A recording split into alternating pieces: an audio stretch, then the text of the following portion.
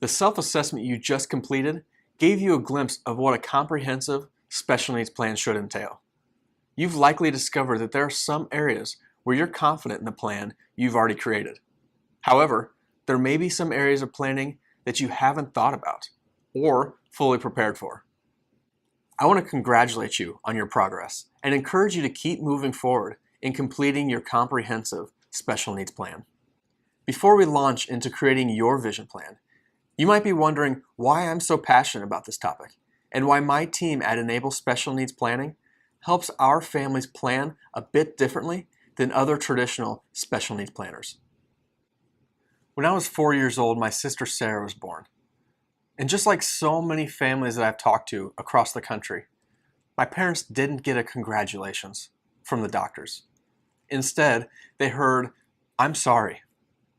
Your daughter has Down syndrome."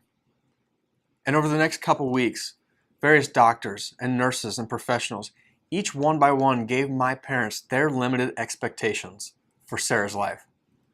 My parents heard things like, "Your daughter might not be able to ever ride a bicycle. Your daughter might not be able to ever be in a mainstream classroom. Your daughter might not be able to ever live independently." And that was just a short list of the many limitations that these professionals wanted my parents to be prepared for. One of those things that doctors told them was that Sarah might not ever be able to read. In their exact words, "Individuals with Down syndrome usually don't learn to read, and you should expect the same." And if those doctors and professionals were to have followed Sarah's life, and we were to fast forward to today, they would now find her working in a second grade classroom, where one of her many duties is tutoring the kids in reading. Just the exact same skill that doctors said she would never be able to accomplish herself.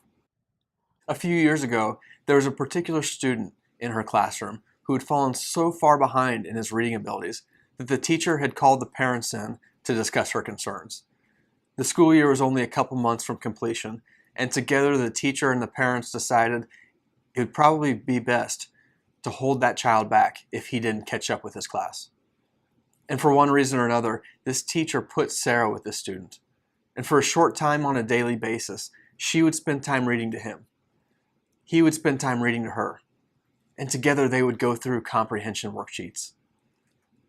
And at the very end of the school year, when the teacher would retest the class, the teacher would find that this child had completely caught up to the rest of his peers, and in fact would move on to the third grade with the rest of his class. And my mom told me this story about what Sarah had done, and told me about on the last day of school, this student walked up to Sarah with a handwritten thank you card and a pad full of stickers. He gave my sister a hug and he just said, "Thank you."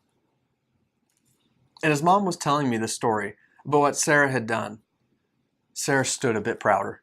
She had a grin from ear to ear. She was so proud of the student for everything he'd accomplished and everything he'd worked for. She saw the effort he had put into his reading abilities. But I also saw she was proud of herself. She was proud that she had the ability to make a difference in this child's life. And this story is where my beliefs come from. And this is what Enable Special Needs Planning was founded on. I believe that everyone has the ability to be impactful. And this ability is what gives each and every one of us a strong sense of purpose to our lives. We are not unique in this ability. Sarah is not unique in that ability. And your child is no different. I absolutely believe that your child, in his or her own unique way, absolutely has the ability to be impactful.